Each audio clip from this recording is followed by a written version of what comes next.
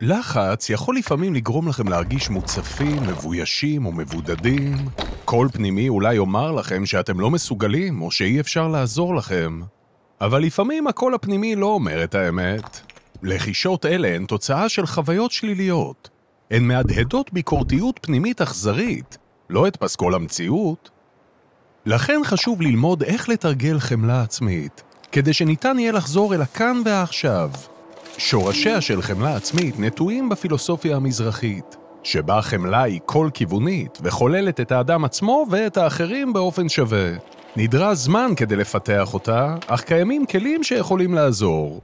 לדוגמה, מנטרות יכולות לשמש כתזכורות להשתקת המבקר הפנימי ולהכוונה מחדש של מחשבותינו.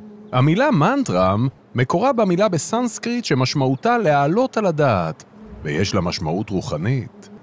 מנטרם, או בשמה החילוני מנטרה, יכולה להיות מילה או ביטוי קצר שניתן להיעזר בהם כל פעם שמתעורר הצורך להרגיע את הנפש. כשאתם חוזרים עליהם באיטיות לעצמכם, הם יכולים למקד את המחשבות שלכם ולאפשר לכם לחזור למקום של חמלה עצמית. במשך אלפי שנים נעשה שימוש במנטרות בשביל המטרה הזאת בדיוק. הן מאפשרות לכם להתחבר למציאות שלכם כך שתוכלו למקד מחדש את המחשבה. בחירת מנטרה היא דבר מאוד אישי. עבור חלקנו מנטרה היא מילה או ביטוי משמעותיים שגורמים לתחושת קרקוע. עבור אחרים מנטרה יכולה להיות שיר או משהו רוחני יותר בטבעו.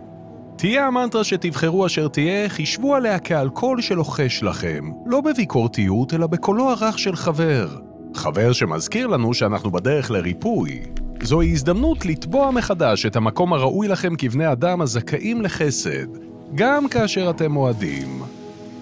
בואו ננסה אחת יחד. קחו נשימה עמוקה וחיזרו על המנטרה הבאה באיטיות וברוגע. רמה, רמה. משמעותה היא אושר פנימי נצחי, או אני אהוב. חיזרו עליה בכל עת שבה אתם צריכים להתחבר חזרה לרגע הנוכחי. כל פעם שאתם מדברים אל עצמכם בחמלה, אתם מפחיתים את הביקורת הפנימית שעוצרת אתכם. בין אם באמצעות מנטרות או על ידי קרקוע בחזרה ברגע הנוכחי, חמלה עצמית היא הכרחית במסע שלכם. זכרו, המחשבה מעצבת את החיים. אתם הופכים למה שאתם חושבים.